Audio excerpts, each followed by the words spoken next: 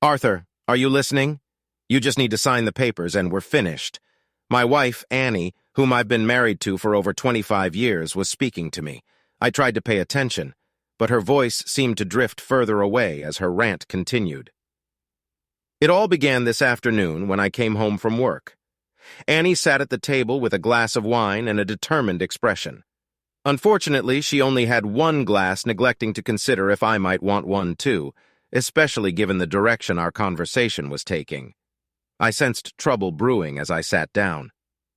Without asking about my day, Annie plunged into the news that she was leaving me. She claimed to have found her soulmate, someone who made her happier than I ever did, rendering me no longer adequate. Despite her escalating volume, her words became increasingly distant to me. Our story followed a familiar pattern. We met in high school, stayed together, and welcomed our daughter Sally shortly after getting married.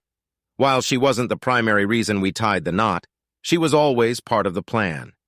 Presently, we both held steady jobs, lived comfortably, and had managed to pay off our house with some savings to boot. We frequently professed our love, took family vacations, and though our physical closeness had waned over time, we still found moments of closeness. I believed our love ran deep, and we were destined to grow old together until this afternoon. Annie's rant continued, her face reddening with each passing moment. "Arthur, look at me!" It became increasingly difficult to focus, but I turned towards her. "You need to sign these papers!" She pointed adamantly at the documents before me. Her tone was demanding, yet I struggled to maintain concentration. It felt as though the room's brightness and color were fading, despite the kitchen lights being on. Internally, I was fraught with emotion, but externally, my body remained unresponsive. The longer I remained silent, the angrier Annie grew. The last thing I remember is her slap, though I couldn't feel the impact. I imagined it leaving a prominent red mark, but still I couldn't move, and the world seemed to darken around me. It had been a long day. The drive home from university was delayed due to an accident slowing everyone down. When I arrived home, there was an eerie quietness in the house. The lights were on, Dad's car was in the driveway, but Mum's was nowhere to be seen. Upon entering the kitchen, I threw my bag and books on the ground. Dad sat at the table, motionless, staring into space. On the table lay an open bottle of Mum's wine and a mostly empty glass. The front of Dad were papers with numerous sign here tabs. Approaching Dad, I touched his shoulder from behind. "Hey, Dad!" I anticipated a response, but he remained unresponsive. Walking around to face him, I was taken aback. His eyes appeared glazed, almost milky white, with traces of tears staining his cheeks. He wasn't blinking, and a trail of drool hung from his mouth, threatening to drip into his lap. Panicked, I called out, "Dad! Dad! Come back to me, Dad!" Tears welled in my eyes. With no response from Dad, I tried to calm myself. "Slow down, Sally. Dad needs help," I whispered to myself. Retrieving my phone, I dialed emergency. I explained that my father or their other was unresponsive. After providing my details on address, they dispatched an ambulance, promising a 10-minute arrival time. I sat beside Dad, holding his hand, offering reassurance. This man had been my everything growing up. Despite his demanding job, he always made time for my school events, musicals, and ballet. He endured my early attempts at the violin, encouraging me every step of the way. On my 16th birthday, he surprised me with a hydrogen violin, not the best, but it held sentimental value as it came from him. Now, 5 years later, I was studying music at university with a focus on strings and violin, thanks to his unwavering support. As I waited, questions raced through my mind. Why was Dad like this? What had happened? And where was Mum? Glancing at the paperwork on the table, the words, "petition for divorce," caught my eye. Shocked, I began reading, my skin crawling at the revelation that Mum wanted to divorce Dad for reasons unknown to me. It appeared highly likely that Dad's conditions stemmed from the documents, especially considering Mum's open wine bottle, indicating she had given Dad the papers and left. People often speculate on the rapid fluctuation of emotions. I suppose they've never experienced such a betrayal. For me, any compassion and desire to be in my mother's presence faded away. Shortly after the ambulance arrived, and I directed them in getting Dad onto a gurney and off to the hospital. After locking up the house, I followed behind, asking calls as I drove. I contacted my grandmother, Dad's mom, his sister Rhonda, his best friend, and then his manager at work, informing them of Dad's situation and his impending absence. I explained that I found him unresponsive and that he was en route to the hospital. Everyone requested updates on his condition, and his manager assured me of arranging emergency leave and informing their boss. I knew I was putting off the next call, consumed with anger, but I felt compelled to call Mom. The phone rang and she answered after a couple of rings. "Hi, Sally, my darling. How was your day?" I was taken aback by her casual tone. Surely she couldn't be so naive as to think I wouldn't know what was happening. It had been almost an hour since I found Dad, and Mom was well aware of my routine. "Where are you, Mom? I'm out and about, sweetie." She trailed off, sensing my inquiry. "So in other words, you've just shattered my father, your husband, and left him without a second thought." "Oh no, darling. I tried to explain to your father about Paul and the situation, but he wasn't responsive, so I thought it best to leave and let him process that we won't be living with him anymore." Her attempt to downplay the situation infuriated me. Given Dad's state, it seemed more likely that she had ripped his heart out and left it shattered before him. "It appears to me like you abandoned him when he needed help. Are you truly that heartless? Do you even understand what's happening now, or do you simply not care?" Anger began to seep into my voice. "Sweetie, don't get angry now. I understand this is a shock, but your father will be fine. I'm only asking for what is rightfully mine and some support while Paul and I wait to marry." Yep, my mother was firmly in La La Land. Angry. You haven't seen angry yet, Mother. And just so you know, I'm currently following Dad to the hospital. He's in an ambulance, and when I got home, he looked like he'd had a stroke. "Oh, Sally, my sweetie, I'm sorry to hear that. But no excuse, his mother. Let me ask you, is this Paul you're running off with the same Paul from your work that you keep talking about?" She hesitated. "Of course, darling. Paul, the man from my mother's workplace she never stopped mentioning. So, let me get this straight. He's a dozen years younger than you, and you've been having an affair with him for how long?" Again, she hesitated. 6 months. Right. So for the last 6 months, you've been involved with someone from your workplace behind Dad's back? You've been lying to Dad and me, hiding your affair. I had no idea you were capable of such deceit, and clearly neither did Dad, judging by the state you left him in. How did you expect either of us to react? Well, I suppose not positively at first, but once we're living with Paul, you'll see we're meant to be together. We? She had just referred to we for the second time. Did she expect me to abandon Dad to move in with her and her boyfriend? I could feel my anger boiling over. I knew I would say something regrettable if I didn't stop. I'm going to hang up now before I say something I might regret. But let me be crystal clear. I will not be leaving Dad, and there's no way I'm going anywhere near Paul, let alone moving into the place you and he are cavorting in. "Sally, other," my mother responded sharply. "I am your mother, and I will not be spoken to like that, regardless of how upset you are. Then I guess we're done talking." I hung up before she could say anything else. If she thought I would condone what she was doing, she had another thing coming. She tried calling me back multiple times, then started calling Dad's phone, which was silly because if he could, I doubted he would pick up a call from her. Since I had Dad's phone with me, I ignored any calls from her. By the time I reached the hospital, the ambulance crew had admitted Dad, and he was in a ward under observation. Aunt Rhonda had arrived and informed me that she had also received several calls from my mother, but wasn't sure what was happening other than her brother being in the hospital. When I explained the situation, Aunt Rhonda turned a deep shade of scarlet, almost as if steam were coming out of her ears. "Sally, do you have the documents that woman left for my brother?" "Sure, Aunt Rhonda. Here you go." Aside from being my aunt, Rhonda was also our family attorney. For the next hour, we sat beside Dad as Rhonda read through the documents, occasionally muttering under her breath. Doctors and nurses came in and out of the room periodically, checking on Dad. "Well, the bad news is that your mother is going to get her divorce from your father. The schedule outlined here shows that this process has been in motion for over 2 months and had to be served this week, or it would have incurred significantly higher fees from her legal team." I shrugged. I had heard enough justification from my mother. I was determined to ensure that she and Dad separated for what she had done. It was strange. I was never particularly close to my father, always looking up to my mom, but her actions seemed plain foolish. This whole mess seemed to be orchestrated by Paul, her so-called soulmate. Regardless, Mom and Dad weren't going to weather this storm, especially if Dad's current condition was any indication. The good news is that she hired a shister of a lawyer to represent her. She's going to have to shell out a hefty sum just for the divorce, and even more if it goes to court. Rhonda grinned. Meanwhile, my dear brother has the best lawyer in town, and he's getting the family discount. We shared a smile for the first time that evening. Additionally, some of the claims here, like wanting 50% equity in the house and 60% of the financial assets, along with spousal and child maintenance, are likely quite exaggerated. I assume from your reaction that you're not planning to live with your mother. I shook my head in confirmation. Good. Okay, I have some initial thoughts. However, we need to see what happens with your dad over the next 24 hours.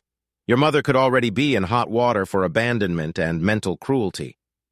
The next few days flew by with doctors constantly checking on Dad. Physically, he was fine and healthy, but he remained unresponsive. I managed to continue my university studies in the hospital chair by his bed, laptop, and textbook in hand.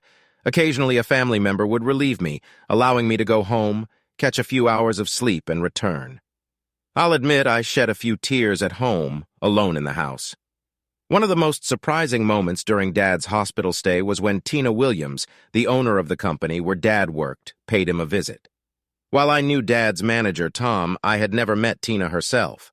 Tina was a striking woman, curvaceous without being overweight, with tan skin, dark raven hair, and mesmerizing blue eyes that could make any person, male or female, swoon. As it turned out, Dad had been part of a group at his workplace that had supported Tina a few years back during her messy divorce. Her unfaithful ex-husband had attempted to claim a significant portion of their savings and nearly succeeded in taking half of her business. Dad had introduced her to Aunt Rhonda, who had successfully protected Tina's assets, ensuring she didn't lose any business shares and securing child support for her then 6-year-old daughter. Tina visited Dad several times, expressing shock when I briefed her on the general summary of why he was hospitalized. She brought cards from everyone at Dad's workplace and spent time holding his hand, sharing stories from the office. It turned out Dad had a knack for humor in the workplace, and his absence was deeply felt by his colleagues. I should mention that Dad is an accountant by profession, working for one of the financial clearinghouses that assist banks in processing payments to financial institutions. While the work may be tedious, Dad apparently brightened up the workday for everyone with his humor and presence. About 2 weeks later, I returned from a shower and a nap at home to find Rhonda and Tina in the midst of a conversation. Although it seemed a bit heated, their frustration was aimed at my mother rather than each other. It turned out that my mother had sent a demand letter to Tina, requesting access to all of Dad's bonuses from the past few years. It didn't matter that the bonuses had already been paid out. The letter demanded that she receive 50% of them within 30 days into a designated bank account, or she would pursue legal action against Tina. Besides the absurdity of her claim for money already dispersed, it seems like she and her new partner are in dire financial straits since I have frozen all the joint assets while Arthur is incapacitated, Rhonda remarked, sporting a exploitative grin. I chuckled, making my presence known. Yes, this morning I received my first communication from Mom in 2 weeks, a text message asking if I could lend her a few $1,000s. I haven't responded because I'm still pretty upset with her. I mean, she hasn't even asked about Dad since I told her what she did to him. Over the past couple of weeks, Tina had become fiercely protective of my dad. Whenever my mother was brought up, Tina's eyes narrowed, her voice dropping in pitch, indicating her deep disdain for Annie Ether. It was as if I could see sparks flickering around her smoldering eyes. I just hoped she never had to be in the same room with my mother, otherwise I feared she might incinerate her on the spot. Despite my current feelings toward my mother, she was still my mother. She has destroyed the most wonderful man. Sally, if it weren't for your father, I wouldn't have my Clarice or my business. So many people in the office helped me during one of the lowest points in my life. But your father took the time to listen to me. He never judged my ex-husband or me. He just let me talk. No one has ever done that without offering an opinion. He introduced me to your aunt here, ensuring I was taken care of. If he were single, I would have pursued him with everything I had after my divorce. I shrugged and let a smile grace my face. He won't be married much longer. Their faces registered realization, and Rhonda giggled while Tina smiled. Thanks, Sally. I needed that. I still can't believe what your mother has done to him or that she discarded such an amazing man. I need to head back to the office, but before I do. Tina walked over to my dad, and as Rhonda and I watched, she bent down and gave him a tender but sincere kiss on the lips. She looked up at us and smiled. However, her smile quickly turned into shock when my dad emitted a groan. As I gradually woke up, I sensed soft lips on mine, just the right amount of pressure, conveying a gentle and tender affection I hadn't felt in a long time. The hospital room's beeping and my groans reminded me of my surroundings. Anticipating Annie's presence as I opened my eyes after that affectionate kiss, I was surprised to find Tina standing there with a smile on her face. Tina, approaching from the other side of the bed, Sally and Rhonda joined us. "It's okay, Daddy. You're going to be okay, you hear?" As my memories caught up with me, I realized Annie was leaving me or had already left. What happened? Over the next few minutes, the three of them filled me in on how Sally had found me unresponsive, called an ambulance, and discovered the divorce papers, revealing Annie's months-long infidelity. I learned how Annie had threatened Tina once Rhonda froze our finances until they could determine my condition. "How long?" 2 weeks, Arthur," Rhonda replied. I turned to Tina. You kissed me?" Tina blushed. "Yeah, sorry, I was about to head back to the office and was saying goodbye." I smiled. "No, it's okay. I guess I'm on the market. So I think it's okay." Over the next few hours, various doctors came through conducting physical checkups, blood tests, and more. Tina canceled her visit to the office and stayed, along with Rhonda and Sally. Among the doctors was a psychologist. As he probed into my experiences, I recounted finding Annie alone, drinking, and her announcement of leaving me. I described how the world seemed to lose color, and sensory input became disjointed, making it difficult to move despite growing upset. My last memory was of Annie slapping and yelling at me, her words incomprehensible. The girls collectively gasped at the revelation of Annie's aggression while I was unable to respond. "Dad, what time do you think it was when you became unresponsive?" "I'd say it was around 5:30, baby." "Why?" "Because it was past 7:30 when I got home and found you and there was no red mark on your cheek. So I assume Mom must have left you there alone for quite some time." The psychologist interjected, "It's not uncommon for someone in your situation to experience misuse while unresponsive. In your case, I'd say you went into shock upon hearing your wife's declaration of leaving you. Although this is a much more extreme case than usual, it does make sense." Rhonda added, "When Arthur was young, there was a bully a few years older than him. He teased Arthur quite a bit, and one day a neighborhood parent found Arthur lying on the ground in a local park. Our parents put him to bed and he woke up the next morning. It wasn't overthought as he woke up regularly the next day, but it did happen. I remember Billy pushing me around and teasing me in the park. After a while, I didn't know what happened, but when I woke up, Mom and Dad told me I had passed out and someone brought me home. When I told them about Billy, they spoke to his parents. The next day, Billy came up to me at school and apologized. I chuckled at the memory. I don't think he was sincere, but he never bothered me again after that day. I believe we may have a precedent here, the psychologist mentioned. In many ways, the mind remains poorly understood. However, if something similar has occurred before, it's plausible it could happen again. I frowned, he reassured. I wouldn't worry too much. With the love and attention of these 3 lovely ladies, even if something were to happen again, I believe you will be well taken care of. We conversed for a few more minutes before he excused himself. I also found myself fatigued, which might seem odd for someone who had just slept for the past 2 weeks, but I was. So I sent all 3 girls home to rest and informed them they could visit me tomorrow to ensure I was all right. Over the next 2 days, I eased back into life. Tina brought me a work laptop and a few simple tasks to complete with instructions, only if I felt bored.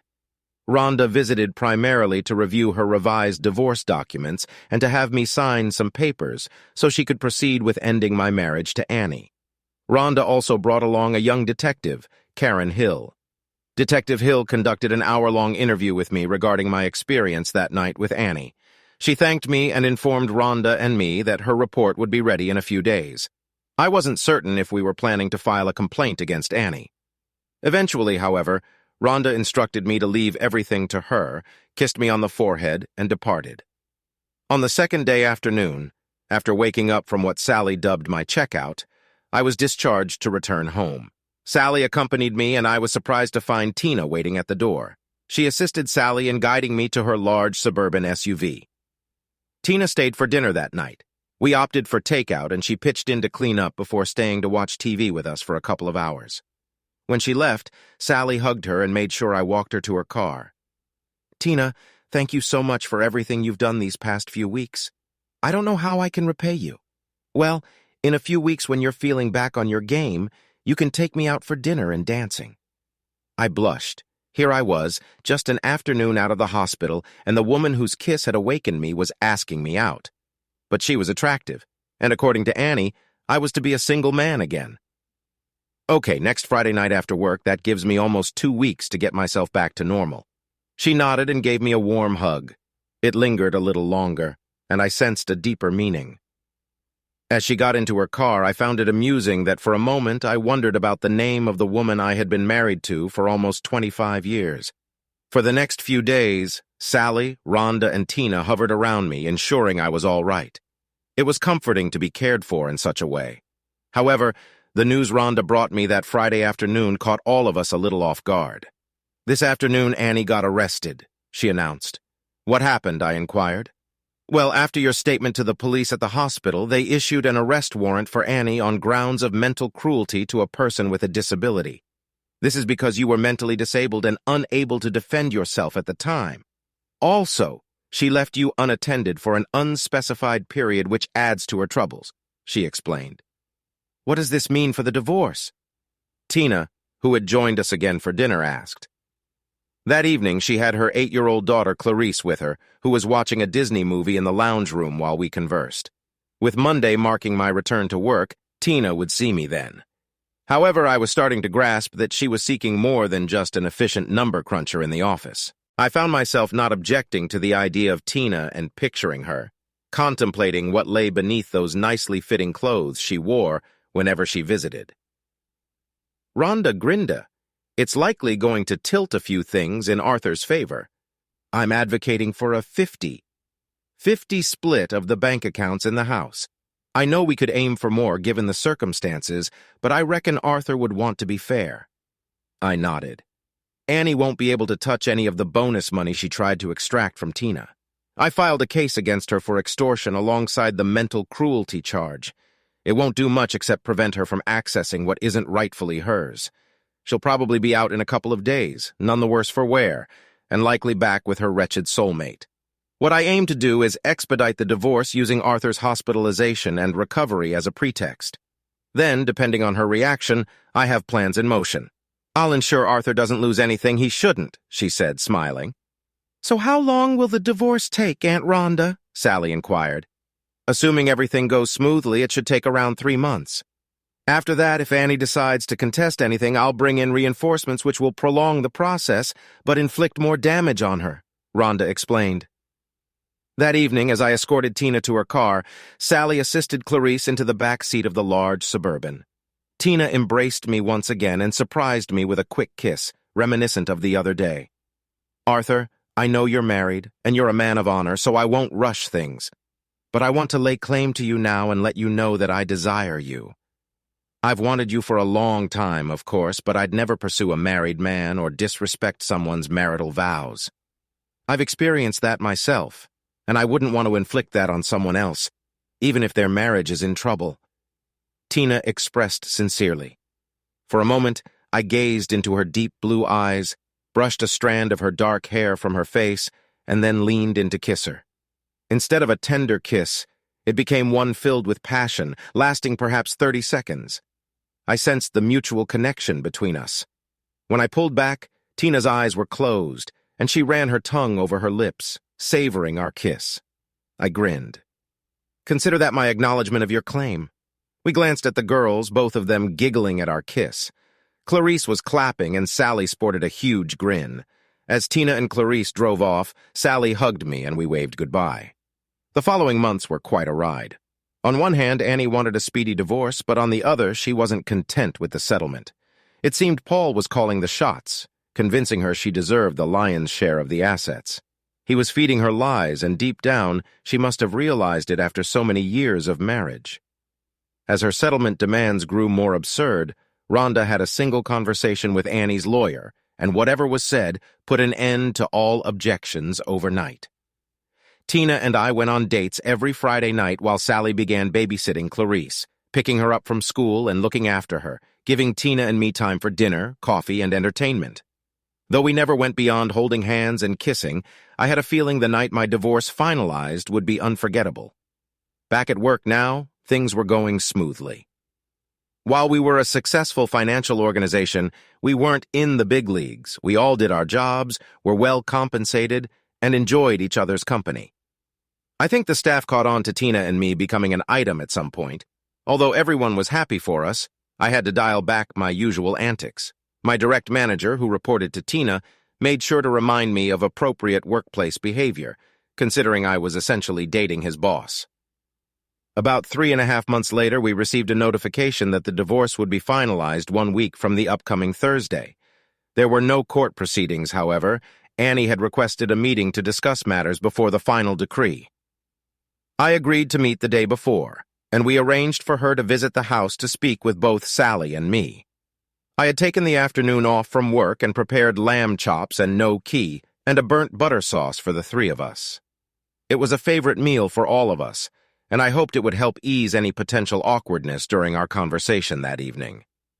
Sally arrived home around 5:30, went to shower and change, and just before 6, the doorbell rang, signaling Annie's arrival at the front door. I haven't described Annie's appearance in some time, but perhaps I should now, with before and after perspective. Before everything unfolded a few months ago, Annie was an attractive mid-40s housewife. She had cropped shoulder-length brown hair, a curvy figure typical of a mother, and although carrying a few extra pounds, she was still quite attractive. With a well-proportioned 34C bust and an appealing rear, she was an attractive wife. Unfortunately, the woman standing before me now was almost unrecognizable. Annie had gained a significant amount of weight, developed jowls under her chin and puffy cheeks. Her stomach, which had previously had a slight mom belly, now sagged over her pants, and her once curvy posterior had expanded. Furthermore, she was dressed in loose-fitting clothes that concealed even more. Now, I have nothing against people of larger size, but that wasn't the Annie I knew. I think my surprise at her physical transformation was evident on my face, although Annie made no comment about it, merely grimacing in response. Hello, Annie. Please come in." I greeted as we entered the kitchen. I offered her a glass of wine, which she accepted, and we engaged in small talk for a few minutes. She inquired about work and my well-being while I skipped the inquiry about her health. It's what Paul wants. He didn't like how thin I was, so we've been working on bulking me up. She addressed the unspoken question. I frowned. For over 25 years, I had cherished this woman. Despite her actions, a lingering concern for her health remained, albeit greatly diminished. "You don't approve, do you?" She looked at me. "No, Annie, I don't. When we were together, you were a healthy size. But I'll be honest, I'm taken aback by your appearance. You don't seem well, and if I weren't so hurt by what you did, I'd be more concerned about your health and try to help," I expressed. "But you don't care, do you?" Her expression fell. "You and Sally, you're happy and healthy without me here. Well, there's a part of me that cares, but when you walked out of here and practically left me for dead," I trailed off, shrugging while she sighed. "I deserved that. I did a terrible thing, didn't I?" "No, Mother," Sally interjected, appearing fresh from the shower. "You did a freaking horrible thing. You single-handedly tore apart a happy family, then walked out without a care in the world, and I, for one, can't understand why Dad agreed to let you come here tonight." "Sally, calm down," I intervened. "Your mother knows the situation we're in and how unhappy we all are. She requested this meeting tonight, so I thought the least we could do is be mature and hear her out." Sally wasn't pleased, as far as I could tell. Like me, she hadn't spoken to her mother since that momentous day. The way my daughter was glaring at her mother, this situation wouldn't end well for anyone. It was time to steer the conversation elsewhere, attempting a cheerful tone, I suggested. "Tough discussions aren't ideal right before dinner, so let's eat first." I served dinner, and though no one spoke, there were numerous glances exchanged across the table. Sally maintained a steady glare at her mother throughout the meal. After dinner, I cleared the table, and Annie requested to speak to Sally alone. "No way! You can say whatever you want to me with both of us present," Sally retorted firmly.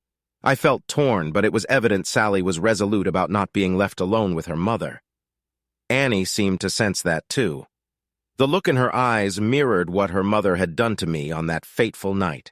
She acquiesced. Annie took a deep breath, hesitant to discuss matters in front of me, but she addressed Sally. "Well, Sally, I wanted to ask for your forgiveness for what happened that night. I didn't handle things properly, and despite everything, I don't want to estrange my daughter forever." Glancing at me, Annie added, "There's more, but I'd prefer to discuss it in private without your father present." "Sorry, Mom, but if you can't say it to both of us, then I don't want to hear it," Sally declared. Before Annie could respond, Sally stood up and left the room, slamming her bedroom door shut moments later.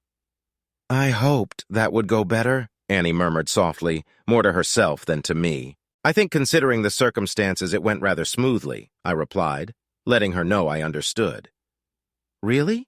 Annie sounded surprised. "Yes, really," I sighed, continuing. "Annie, you need to realize that at this moment nobody in this house holds much affection for you." She started to reply, but I raised my hand, signaling her to let me finish and lay everything out. "First, you engage in a long-term carnal affair with someone, then conceal it from both Sally and me. Next, you serve me with divorce papers out of the blue, and when I enter what Sally refers to as checkout mode, you proceed to yell, scream, and then slap me." Annie appeared stunned, like a deer caught in headlights. "Yes, I remember that, and I recall most of that time until shortly after you first slapped me, but let's continue. At some point, you abandoned me when I am unresponsive, leaving me there until Sally arrives home and discovers me in the same state," I recounted. Annie's expression turned to panic. "When Sally calls you, you show no concern for me despite your daughter being visibly distressed about her father. You never once inquire about my well-being until tonight, make unreasonable demands of my workplace, and upon entering here, it's still all about you. You ask Sally for forgiveness, yet you have not apologized to her at any point." I paused briefly, hoping my words would resonate. "Yes, Annie. With all of that considered, I think things went quite well." Annie's gaze shifted to the floor, tears welling in her eyes. They hadn't yet fallen, but they lingered threateningly. I couldn't discern whether they were for Sally, myself, or simply a reflection of her own emotions. Continuing, I stated, "Now our divorce will be finalized tomorrow, and unless you have anything further to add, I believe we have fulfilled your request for a final meeting." I walked to the door and opened it. Annie glanced at me before exiting. Once outside, she turned to look at me. "Arthur, we did have some good years, didn't we?" "Yes, Annie, most of our time together was incredible. You were an exceptional lover, a devoted wife, and a loving mother. I'm not sure what this Paul character has done to you, but I don't see the woman I fell in love with in the person standing before me. All I see is someone who seems lost, manipulated into becoming overweight, self-centered, and caring more about what others can provide for you than the people themselves." Once again, she lowered her gaze to her feet. "You truly mean that, don't you, Arthur?" "Yes, I do," I affirmed. She turned to leave, but hesitated, looking utterly broken this time. "Arthur, about the house, Paul told me I needed to ask. So that was the purpose of her visit. It wasn't about reconnecting with her family. It was solely about money."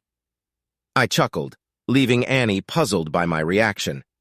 "Go tell your soulmate that you'll have your share of the savings and the equity from this house transferred to the bank account your lawyer provided to Rhonda by this time tomorrow. And Annie," she glanced at me, "protect that money from Paul or you won't have it for long." Update. The next morning marked the final decree, and Annie and I were officially no longer husband and wife. There was a small twinge of sadness within me, but it was fleeting. Mostly I felt content. The past few months had been challenging for everyone. Now, at 48 years old, I felt liberated, knowing I still had much life left to live. Rhonda phoned to inform me that pizza was on her tonight at my place. During lunch at the office, Sally dropped by. We reminisced about happier times with her mother when we were a complete family. Despite Sally's dislike for her mother, I could sense she missed the woman she once was. Truthfully, I did too. We shared many good years together. As Sally left, there seemed to be a silent exchange between her and Tina. Not long after, I was summoned to Tina's office. She closed the door and then kissed me passionately, as if the sun might never rise again. I must admit, I responded in kind. "Can I claim you as mine now, Arthur?" Tina asked. I felt a sore spot on my neck, likely from a bruise forming where she had just kissed me moments before. "I think you may have already done that." That evening's dinner was delightful, with Sally, Rhonda, Tina, and Clarice all joining in to celebrate my newfound freedom from Annie. Later that Friday night, after the girls were in bed, Tina and I consummated our relationship. I must have done something right because throughout the weekend, Tina seemed a bit sore whenever she sat down, but her eyes burned with a fiery passion that I knew was reserved for me alone. 6 months later, we tied the knot in a beautiful ceremony by a local lake, with many of our colleagues in attendance. Though we initially planned to marry later, we decided to move the date up to coincide with the arrival of Sally and Clarice's new little brother. Update. 5 years had passed, and Sally, her boyfriend Tina, and I were enjoying dinner at a local restaurant when 5-year-old Keegan posed a question. "Daddy, who is that lady who keeps staring at us?" Turning to look, we spotted Annie sitting across the room. She had noticeably lost weight and appeared discontent. Since the divorce, we hadn't seen or heard from her, and she hadn't attempted to contact Sally.